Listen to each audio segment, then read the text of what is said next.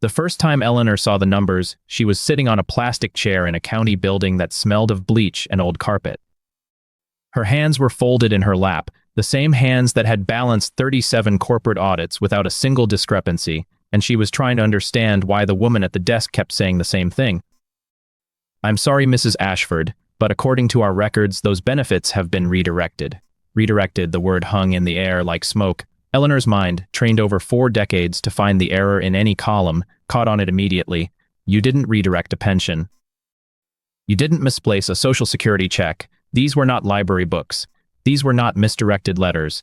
These were the numbers that kept a 79-year-old woman and her 81-year-old husband alive. The woman at the desk was already looking past her, already reaching for the next form, already done. Eleanor did what she had always done when faced with a problem that made no sense. She opened her purse. She took out a small green ledger, the cover worn soft as cloth from 50 years of use, the spine cracked in 3 places. She opened it to the last page, where she had written, in her precise accountant's hand, the date of every deposit that should have arrived, 18 months of them. All missing. The woman at the desk saw the ledger and her face changed, not to concern, to worriness, to the expression people wore when they realized an old person was about to become a problem. Eleanor closed the ledger and put it back in her purse. She thanked the woman.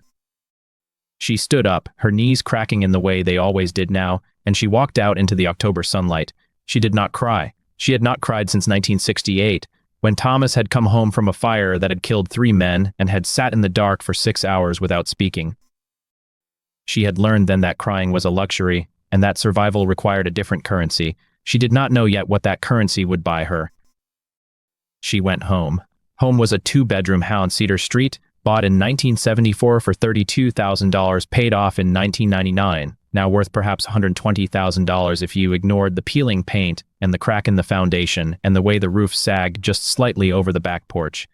Thomas was in the kitchen, his bad leg propped on a chair, his hands wrapped around a mug of coffee that had gone cold an hour ago. He was staring at the wall. It had been 18 months since Patricia had taken over their finances. 18 months since their daughter, their only child, the girl they had raised in this very house, had sat at this very table and explained that she could manage their investments better than the bank.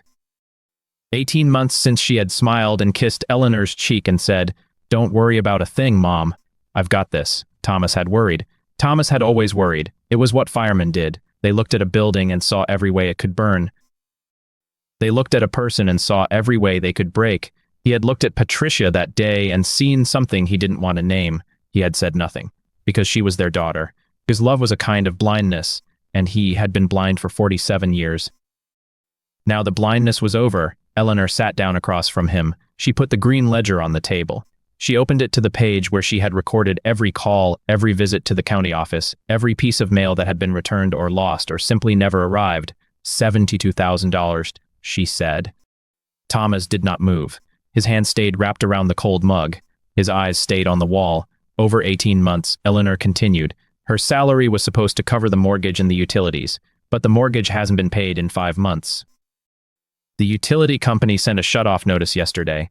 I found it under a pile of mail she left on the counter. Thomas still did not speak. Eleanor reached into her purse and pulled out the second notebook.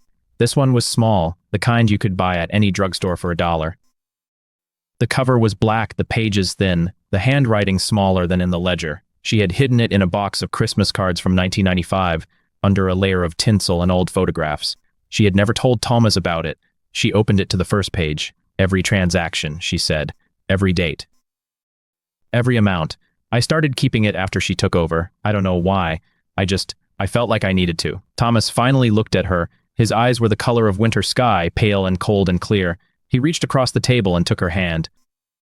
His fingers were thick, colors, the fingers of a man who had pulled people from burning buildings and carried them to safety. They had been shaking for the past 3 years, a tremor that started after the stroke, but they did not shake now. "Show me," he said. She did. She laid out the evidence like a case file. The first transaction was small, $150 withdrawn from their checking account on a Tuesday in March, labeled miscellaneous expenses. Patricia's handwriting, Patricia's signature, Patricia's pen. Eleanor had never authorized $150 for miscellaneous expenses. She had watched. She had waited. She had recorded. The second transaction came 2 weeks later, $400 labeled home maintenance. The third $600 labeled medical supplies. The fourth one $200 labeled investment management fee. There were no investments. There was no management. There was only a daughter who had access to every account, who had the passwords, who had the power of attorney they had signed in good faith after Thomas's stroke. Eleanor had started hiding cash, $20 here, $50 there. She had taken it from the grocery money, from the money Thomas thought was going to the pharmacy, from the money she was supposed to be saving for property taxes. She had hidden it in the box of Christmas cards, under the green ledger, in the pages of old books that no one read anymore. She had 2 and 340 saved. It was not enough. It was never enough. It was something. And now, sitting at the kitchen table with the October lights slanting through the window, she had something else. She had the black notebook. She had every transaction, every date, every amount. She had the proof. Thomas picked up the notebook. He turned the pages slowly, his thick fingers careful not to tear the thin paper. He read every entry. He did not speak. When he finished, he closed the notebook and laid it on the table. He looked at Eleanor, and for the first time in months, his eyes were not tired. "She's been taking our money for 18 months, he said, "and we've been sitting here, waiting to die." Eleanor shook her head. "We've been surviving," she said. "There's a difference." Thomas smiled. It was a small smile, barely there, but it was real. It was the smile of a man who had seen worse than this, who had walked into buildings that were already falling, who had pulled bodies from wreckage and still believed in the next day. "What do we do?" he asked. Eleanor looked at the notebook. She looked at the ledger. She looked at her husband, the man she had loved for 51 years, the man who had carried her across the threshold of this house and never once let her fall. "We call the police," she said, "and we wait." The police did not help. The officer who came to their house was young, maybe 25, with a clipboard and a sympathetic face and no authority to do anything. He listened to Eleanor's story. He looked at the notebook. He wrote down the dates and the amounts and the names. He also explained gently that this was a civil matter, that it would take months, maybe years, to resolve, that they would need a lawyer, that they would need money for the lawyer, that their daughter had not committed a crime, not really, because she had power of attorney, because the transactions were within her authority, because the system was designed to trust family members. Eleanor thanked him and closed the door. She stood in the hallway for a long moment, looking at the photographs on the wall. Patricia at 5, missing both front teeth, holding a kitten. Patricia at 12, in a yellow dress, standing in front of the house on Cedar Street. Patricia at 22, graduating from college, her cap slightly askew, her smile wide and genuine. The woman in those photographs was not the woman who had taken their money. Eleanor took down the photograph of Patricia at 22. She carried it to the kitchen. She opened the trash can and dropped it in. Thomas watched her from the table. He did not say anything. He did not need to. They began to survive. It was late October now, the days growing shorter, the nights colder. The furnace needed repairs they could not afford, so they wore sweaters and blankets and sat close to each other on the couch. The refrigerator hummed unevenly, and Eleanor had learned to jiggle the handle to keep the door closed. The roof leaked in 3 places, and they had put buckets under the drips, and every morning Thomas emptied them into the sink. They did not complain. They did not call Patricia. They did not beg. Eleanor made a schedule. She had always been good at schedules. She woke at 6 a.m., made coffee with the last of the grounds, and wrote in the black notebook. She recorded the temperature, the amount of food in the pantry, the number of days until the next Social Security payment that might or might not arrive. She balanced their accounts on the back of an envelope, subtracting the cost of bread and milk and eggs from the cash she had hidden. Thomas repaired what he could. He fixed the kitchen faucet with a piece of wire and a prayer. He patched the roof with tar paper and determination. He sharpened the kitchen knives on a whetstone he had owned since 1972, the same whetstone he had used to sharpen his axe, the same axe he had carried into fires for 32 years. The axe was gone now. He had given it to the Firehouse Museum when he retired, along with his helmet and his boots and his badge. He kept the badge. It was a small thing, bronze and worn, shaped like an axe, pinned to his uniform in 1968 and never removed. He kept it in his pocket now, and sometimes, when the pain in his leg was bad, he would take it out and hold it. The metal was warm from his body, smooth from decades of handling, and it reminded him of who he had been before the stroke, before the retirement, before the betrayal. Who he had been was not who he was now. He put the badge back in his pocket and went back to work. The work was not enough. November came, and with it the first frost. The windows fogged in the morning, and Eleanor wiped them with a rag and watched the neighbors' cars pull out of their driveways. heading to jobs and schools and lives that still made sense. She had stopped going to the grocery store. It was too far, too cold, too expensive. She walked to the corner market instead, buying day-old bread and canned soup and whatever vegetables were on sale. She learned to cook with less. She learned to stretch a can of beans into 2 meals. She learned to make broth from bones, to save the fat from bacon, to turn a single chicken into a week of dinners. Thomas ate without complaint. He had eaten worse in the firehouse, in the years before anyone cared about nutrition, when a meal was fuel and nothing more. He ate the thin soup and the stale bread and the watery coffee, and he did not mention the weight he was losing or the way his belt had to be cinched tighter every week. Eleanor noticed. She noticed everything. She started writing more in the black notebook. Not just the transactions now, but everything.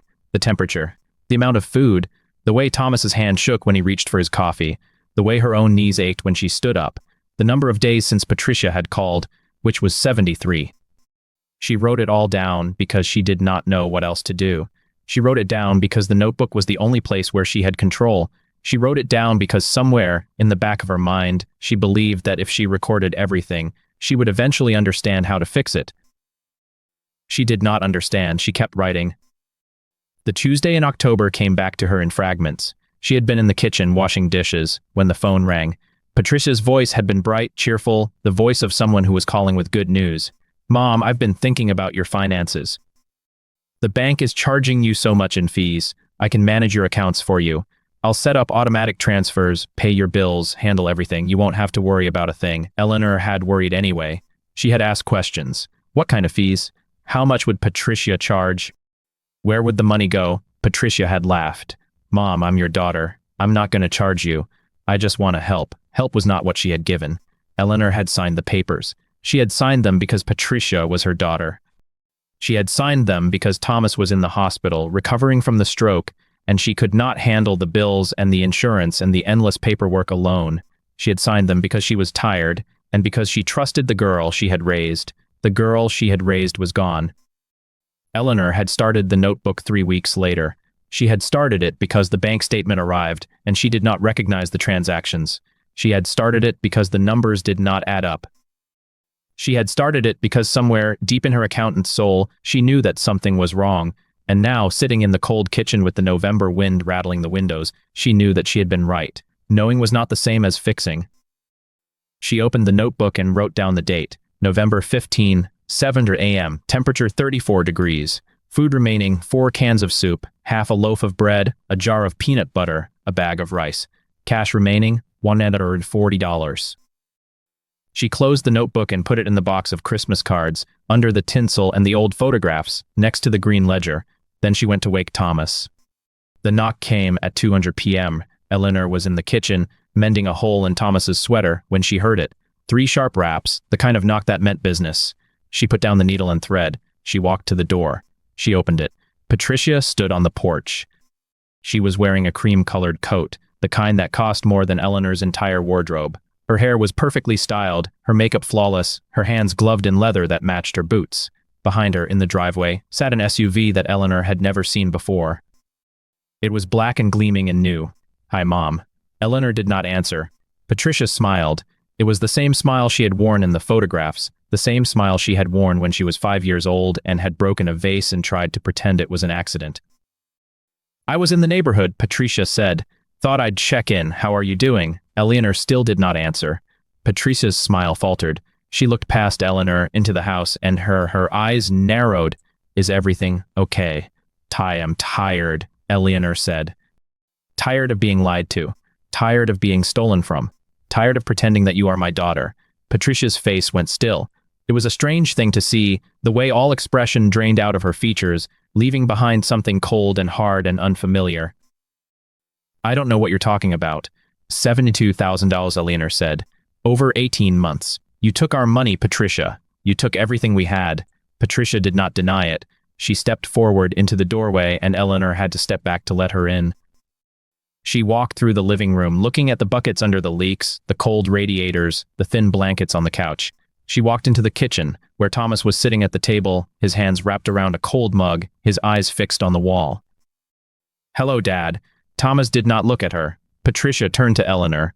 Her face was still cold, but now there was something else beneath it, something that might have been shame, or might have been anger, or might have been nothing at all. I needed the money, she said. I had debts. I had expenses. You don't understand what it's like out there. I understand that you $72,000 from your parents, Eleanor said. I understand that you left us without heat, without food, without money for the mortgage. I understand that you are not the person I raised. Patricia's jaw tightened. I'll pay you back. I just need time. Time is not something we have, Eleanor said. We are old, Patricia. We are sick. We are running out of time. Patricia shook her head. You're not going to do anything about this. You can't. I have power of attorney. I have access to everything. If you try to fight me, I'll make it worse. Eleanor did not answer. She walked to the counter where the black notebook was hidden in the box of Christmas cards. She did not take it out. She did not show it to Patricia. She simply stood there, her hand resting on the box, and waited. Patricia watched her. For a moment, something flickered in her eyes, a warning, a doubt, a memory of who she had been. She did not act on it. She turned and walked out of the house. The door slammed behind her. The SUV started. The tires crunched on the gravel, then silence. Eleanor opened the box of Christmas cards. She took out the black notebook. She opened it to the last page, where she had written the date and the time and the words, Patricia visited. She did not apologize. She threatened us. She had not said what she planned to do next. Eleanor wrote it anyway. She wrote it because it was true. She wrote it because the notebook was her only witness. She wrote it because somewhere, in the back of her mind, she was still the accountant who had balanced 37 corporate audits, and she knew that every story needed evidence. The week after Patricia's visit was the hardest. The temperature dropped to 28 degrees. The furnace stopped working entirely. Eleanor called a repairman, but he wanted $200 just to look at it, and she could not spare the money. She hung up the phone and sat in the dark for a long time, her hands folded in her lap, her breath visible in the cold air. Thomas went to the garage and found the space heater they had bought in 1995 after the ice storm that had knocked out power for 3 days. It was rusted and dented, but it still worked. He plugged it into the living room outlet and they sat in front of it, their hands extended toward the orange glow, watching the steam rise from their breath. It's not enough, Eleanor said. It's something, Thomas said. Something was not enough. She started rationing. 1 meal a day at noon, when the sun was warmest. 1 cup of coffee in the morning, half the usual strength. 1 slice of bread at night with a thin layer of peanut butter. She stopped buying milk. She stopped buying eggs. She stopped buying anything that was not absolutely necessary. Thomas did not complain. He ate what she gave him. He sat in front of the heater. He held his badge in his pocket and stared at the wall. Eleanor could see him fading. She could see the way his clothes hung looser, the way his hands shook more, the way his eyes had lost the light they had carried for 51 years. She made a decision. She would call the police again. She would call the county office. She would call anyone who would listen. She would tell them about Patricia, about the money, about the notebook. She would beg if she had to. She did not have to beg, because the next day, a letter arrived. It was from the county office, the same office where she had sat in the plastic chair and listened to the woman say the benefits had been redirected. But this letter was different. This letter was from a fraud investigator. Dear Mrs. Ashford, we have received your complaint regarding the misdirection of your benefits. We have conducted a preliminary review and have identified discrepancies that require further investigation. A representative will contact you to schedule an interview. Please do not hesitate to reach out if you have any questions. Sincerely, Daniel Reeves, senior fraud investigator. Eleanor did not understand. She had not filed a complaint. She had not called anyone. She had not done anything. She read the letter again, and then she saw it. At the bottom of the page, in handwriting she did not recognize. Ashford, your records are exceptional. Please bring them to our meeting. She did not know who had written it. She did not know why. She did not know how. She knew one thing. She had evidence, and someone wanted to see it. The meeting was scheduled for the following Tuesday. Eleanor spent the weekend preparing. She took the green ledger out of the box of Christmas cards and opened it to the first page. She had balanced it in 1958, the first book she had ever balanced professionally, and she had kept it ever since. It was worn and faded, but the numbers were still clear. Every transaction, every account, every entry, recorded in her precise accountant's hand. She did not bring the ledger to the meeting. She brought the black notebook, the one that held the evidence, the one that told the story. Thomas insisted on coming with her.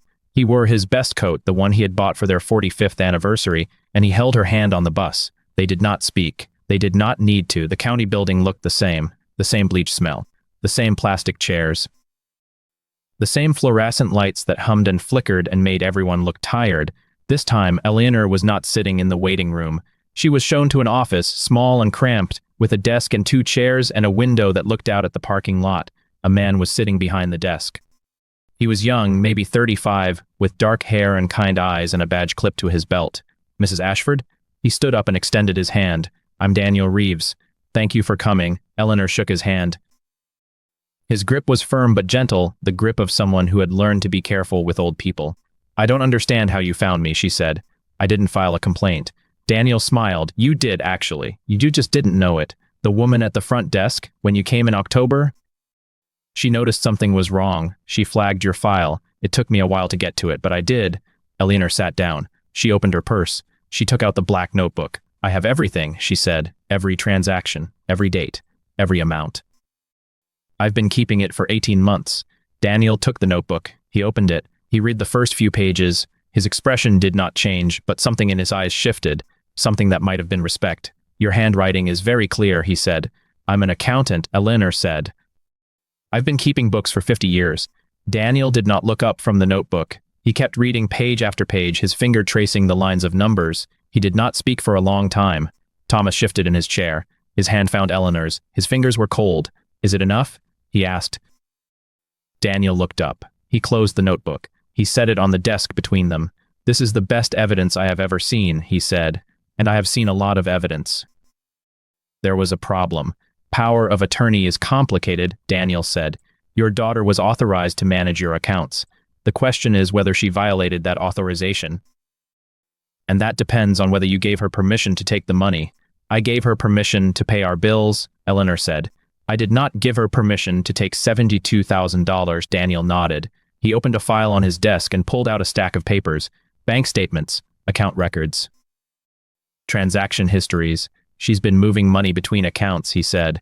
Multiple transfers, small amounts designed to avoid triggering alerts. She's been doing it for 18 months. She's been very careful. She had not been careful enough. Daniel pointed to a line on one of the statements. This transfer here, $2,000 on March 15. It went to a personal account, not a joint account, not a business account. Her personal account. Eleanor leaned forward. She looked at the statement. She looked at the date. March 15, the day after Thomas had come home from the hospital. She took $2,000 the day after your father got home from the hospital, she said. She knew we were vulnerable. She knew we couldn't fight back. Daniel did not say anything. He did not need to. Eleanor had more. She opened her purse again.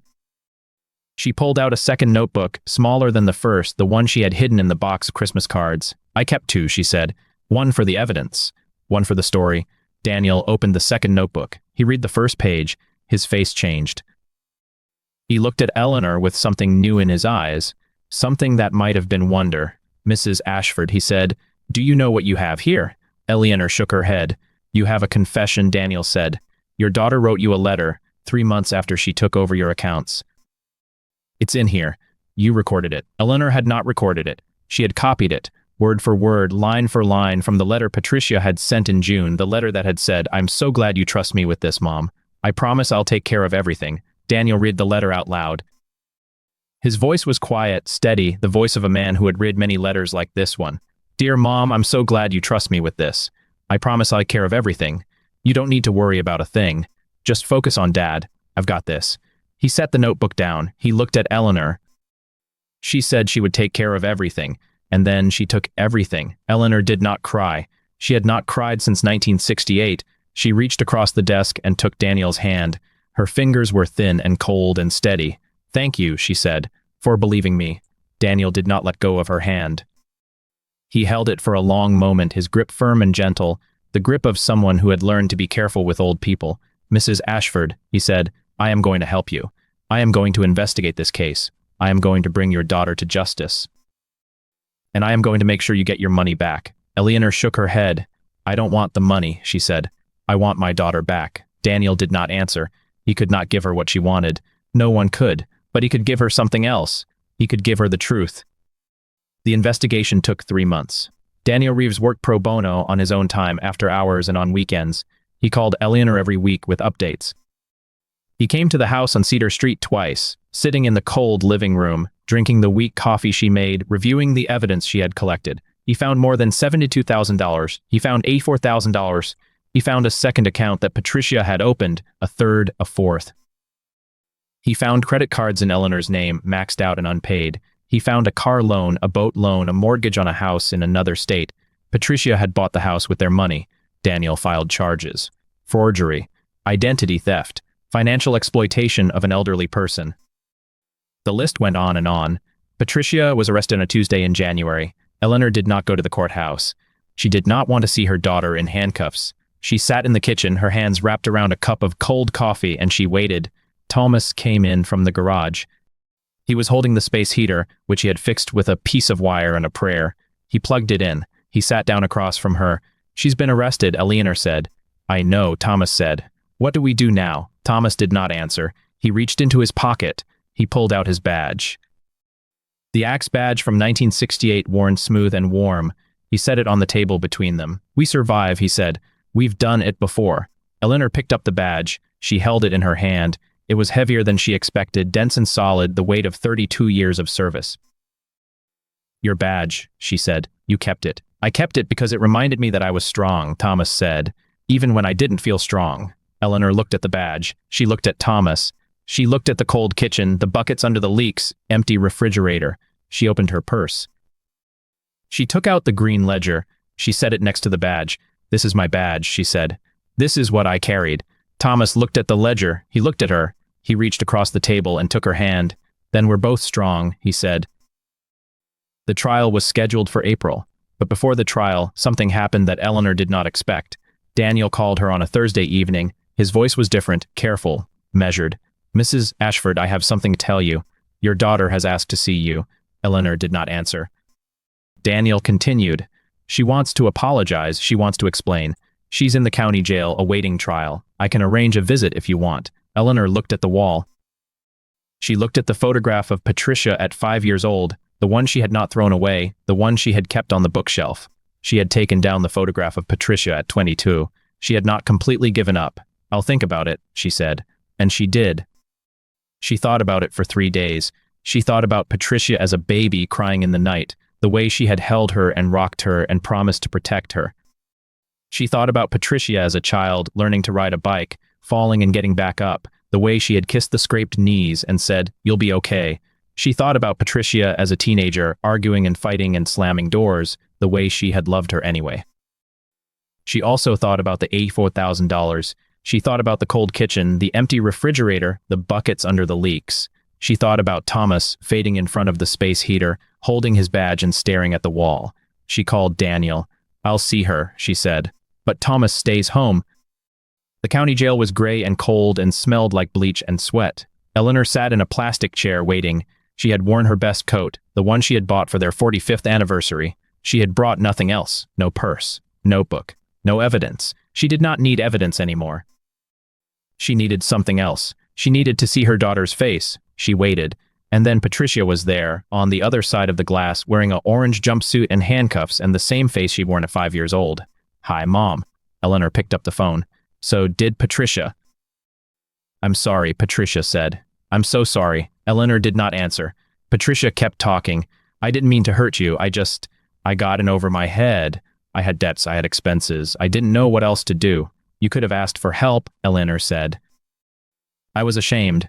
You took $84,000 from your parents," Eleanor said. "You left us without heat, without food, without money for the mortgage. You left us to die."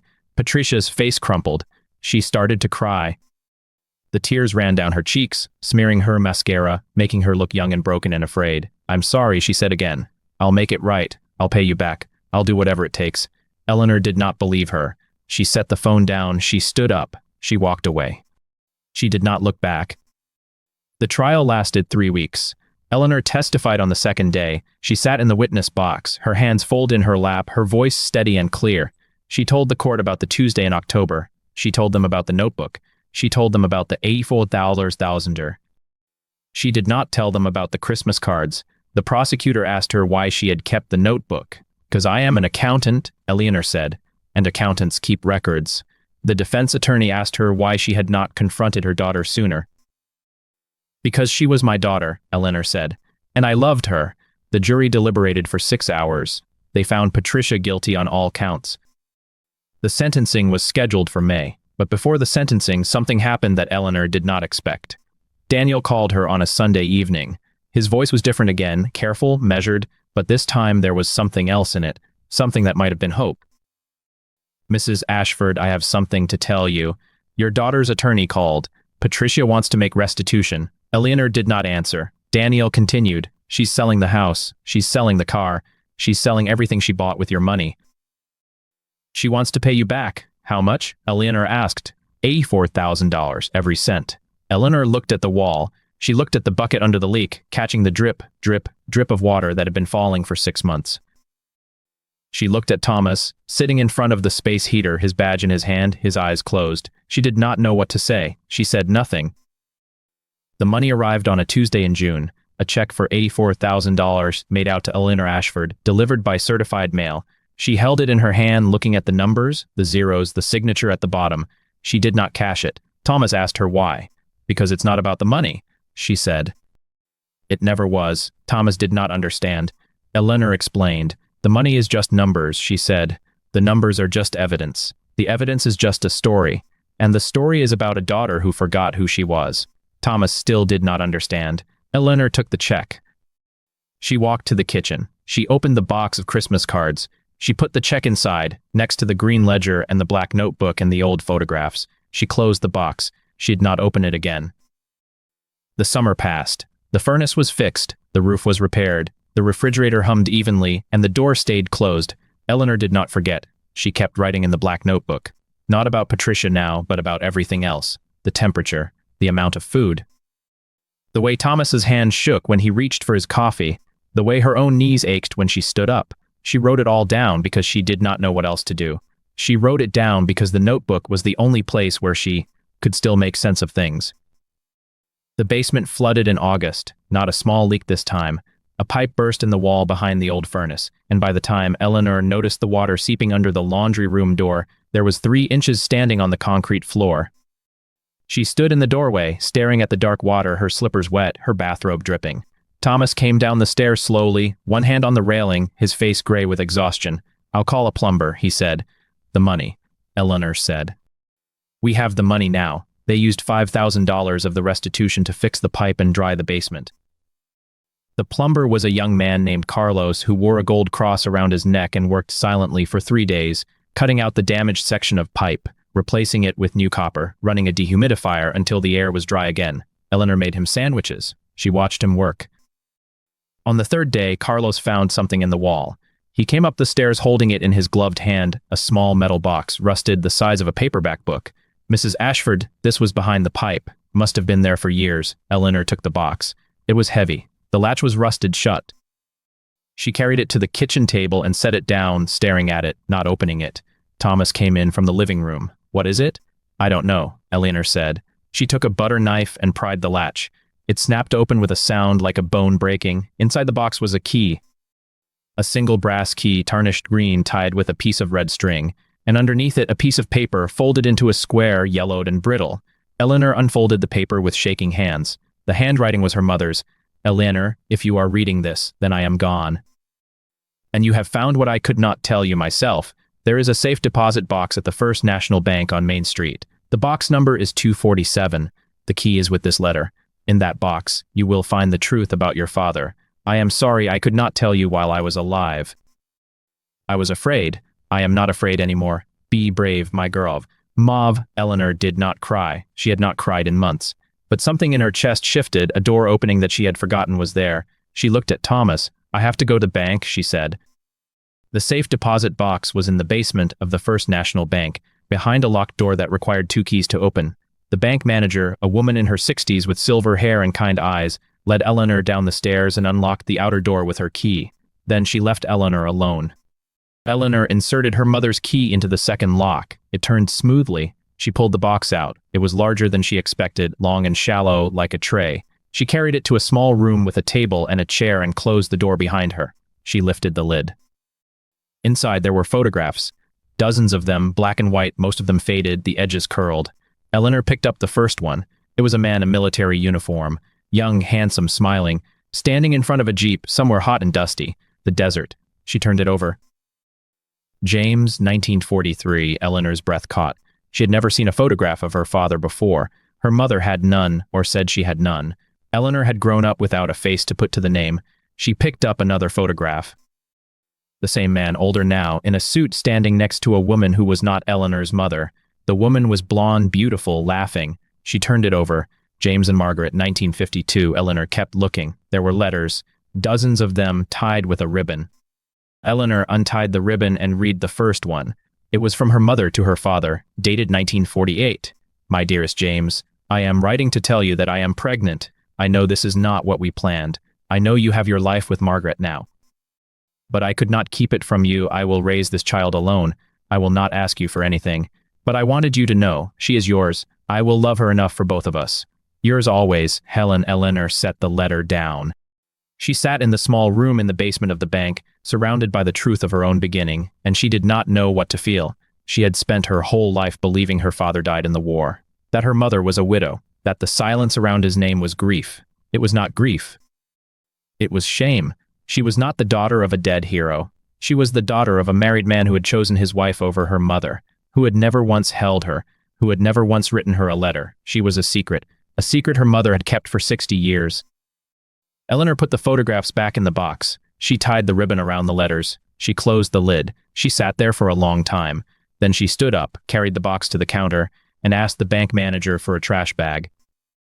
She walked out of the bank with the box in a black plastic bag, and she drove to the dump. She threw it away. That night, Eleanor sat at the kitchen table and wrote in her black notebook, August 15, I found out today that my father did not die in the war. He was alive. He chose not to know me. I threw the evidence in the trash. I do not know if that was the right thing to do. But it is done. Tomorrow I will water the garden. I will make Thomas his breakfast. I will live my life. That is all I know how to do. She closed the notebook and went to bed.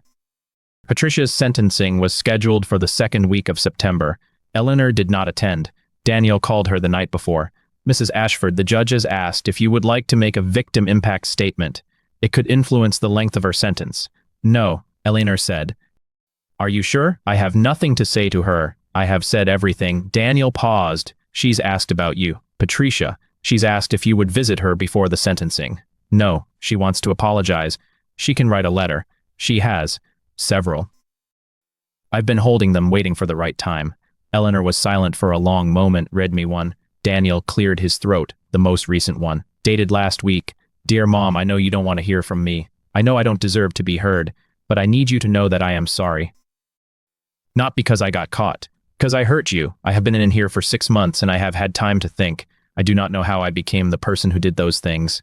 I do not know where the line was that I crossed. But I crossed it, and I cannot uncross it. I am going to prison. I know that.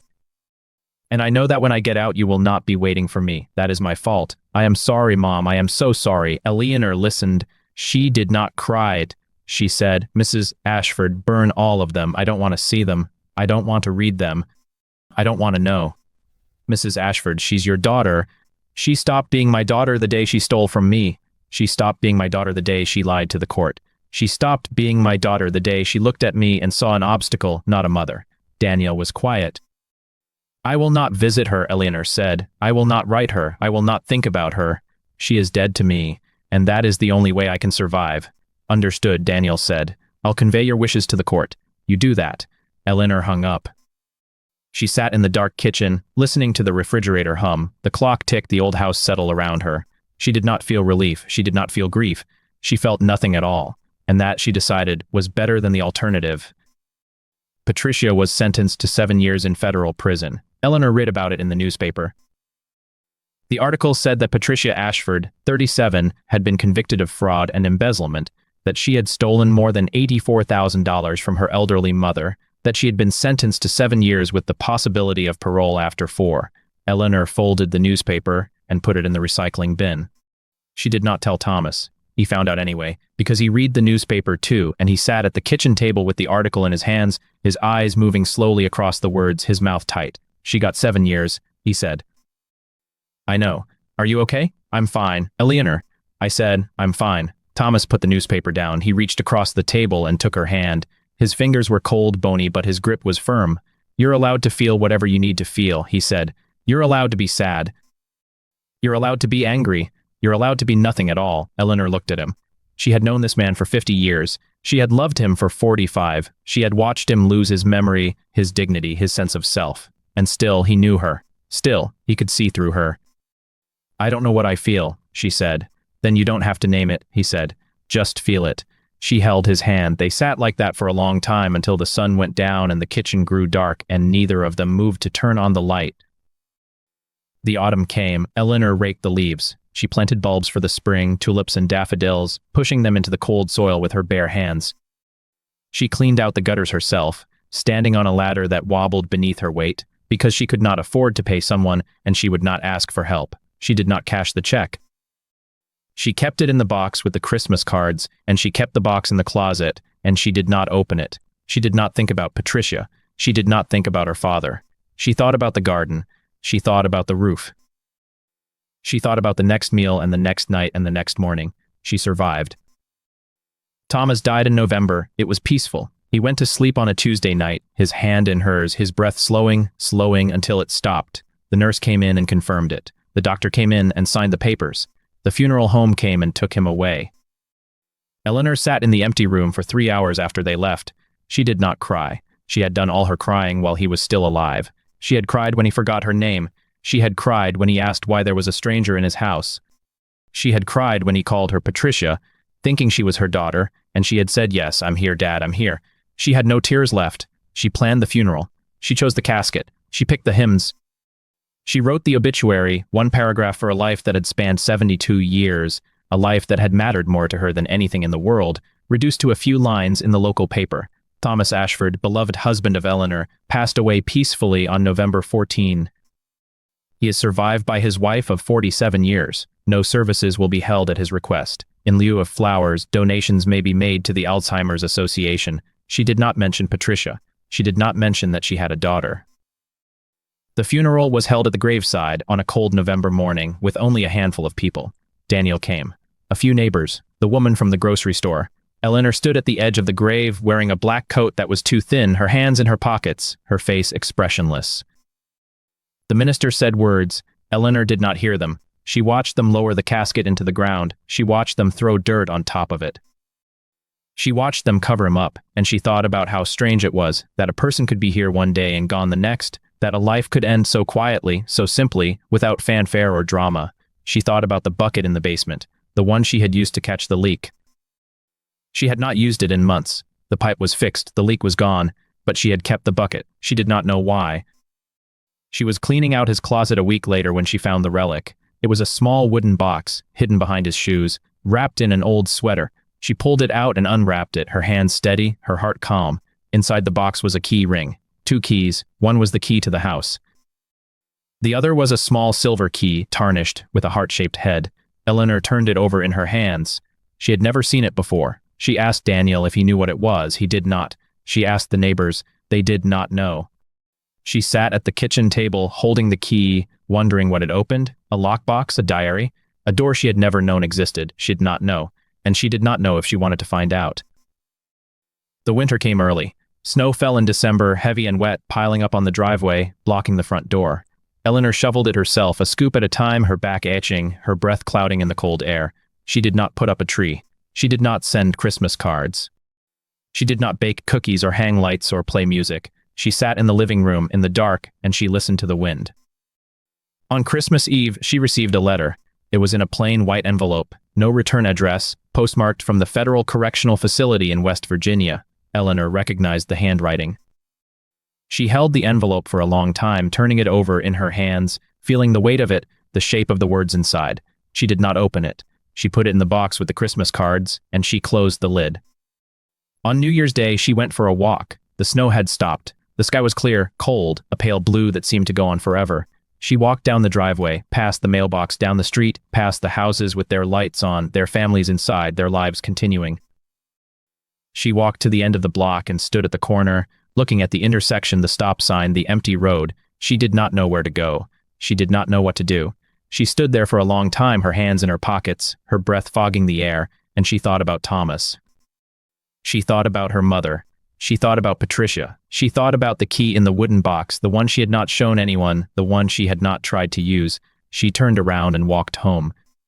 The leak started again in February. A small drip this time from the ceiling in the living room, a dark spot spreading across the plaster, a slow, steady fall of water onto the carpet. Eleanor put the bucket underneath it. She sat in her chair and watched the water fall. Drip, drip. She did not call a roofer. She did not call a plumber. She sat and watched, and she thought about the way things fell apart, the way they could not be held together forever, the way everything eventually broke. She thought about Patricia. She thought about the letter she had not opened. She thought about the key she had not used. She stood up. She walked to the closet. She opened the box. She opened the letter first. It was short. Patricia's handwriting was shaky, smaller than Eleanor remembered, cramped, as if she had been writing in a tight space. Mom, I know you don't want to hear from me. I know you threw away my other letters. But I need to tell you one thing. I understand now, I didn't before. I thought you were holding me back. I thought you were controlling me. I thought you were the problem. I was wrong. You were trying to protect me, and I was too selfish to see it. I don't expect you to forgive me.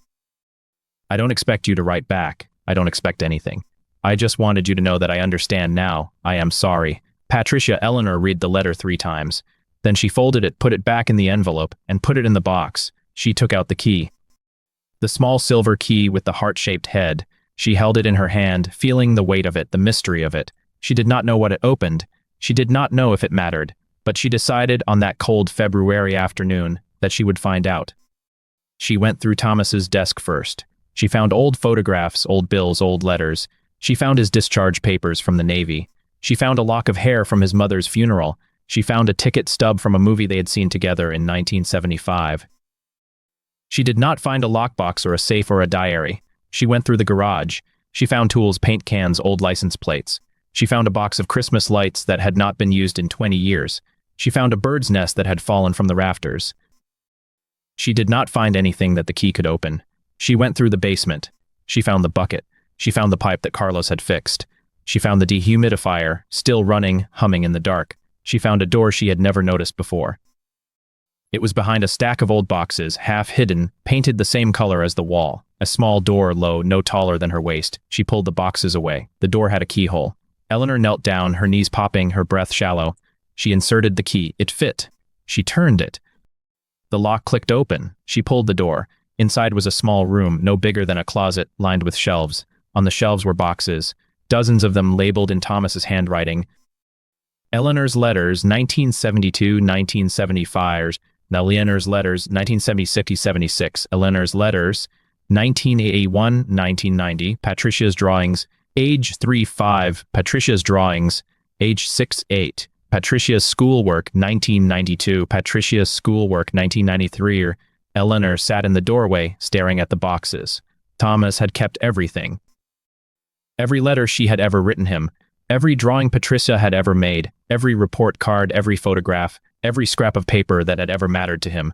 He had hidden them here, in this small room behind the wall, and he had never told her. She opened the first box. She pulled out a letter. It was dated 1973, written on yellow paper, her handwriting young and loopy. Dear Thomas, I hate the war. I hate that you are far away. I hate that I cannot see your face. Please come home. I love you. Eleanor, she read the letter through tears. She read the next one, and the next one, and the next one. She read them all. She was there for hours. She did not feel the cold. She did not feel the ache in her knees. She sat on the concrete floor of the basement, surrounded by boxes, surrounded by her own life, and she read. She read about her young self, the woman she had been, the woman who had waited for Thomas to come home from the war, the woman who had believed in love with a ferocity she had forgotten. She read about Patricia's drawings, the crayon scribbles of a child who had loved her mother, who had drawn pictures of their house, their dog, their family. She read about the years before the fall. She read about the years when everything was still whole. When she reached the bottom of the last box, she found a photograph.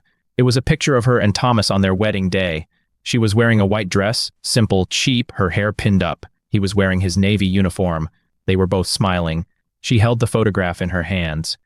She remembered that day, the way the sun had felt on her face, the way Thomas had held her hand, the way she had believed with her whole heart that nothing would ever break them. They had been wrong, but they had been together.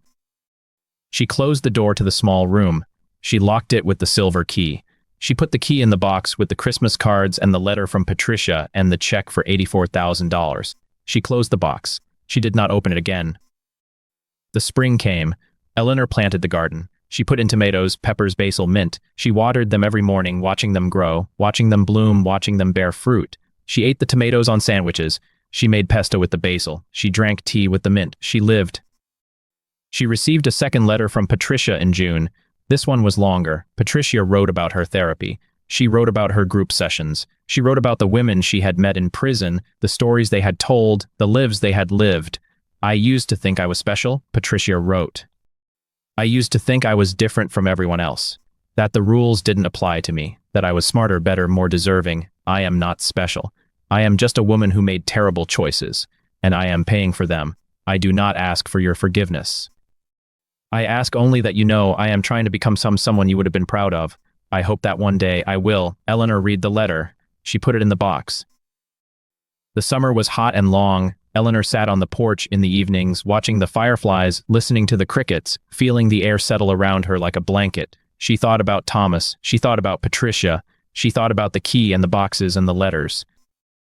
She thought about the check she had never cashed. She thought about the money, the numbers, the zeros, the signature at the bottom. She thought about the Christmas cards. And she thought about the Christmas cards she had never sent. On a Sunday in August, Eleanor drove to the post office. She bought a single stamp. She addressed an envelope to the Federal Correctional Facility in West Virginia. She put inside it a blank piece of paper. She sealed the envelope. She mailed it. She did not write a word. She did not need to. The blank paper said everything. I am still here. I am still alive. I am still your mother, but I have nothing to say. The tomatoes ripened. The basil grew tall. The mint spread across the garden, taking over, wild and green and impossible to stop. Eleanor did not pull it out. She let it grow. One evening, she sat on the porch with a glass of iced tea, watching the sun go down, the sky turning pink and orange and purple. She held the silver key in her hand. She had taken it out of the box. She had been holding it all evening, turning it over, feeling the shape of it, the weight of it. She did not know why she had kept it. She did not know why she still held it. She looked at the key. She looked at the sky. She thought about her mother, writing her a letter she would not read until after she was gone. She thought about Thomas hiding a room full of memories in the basement. She thought about Patricia, writing letters that would never be answered. She thought about the bucket under the leak, catching water that would never stop falling. She thought about the house. She thought about the garden. She thought about the life she had built and the life she had lost and the life she was still living. She held the key. She did not know what it meant. She did not need to know. She closed her eyes. She let the night come.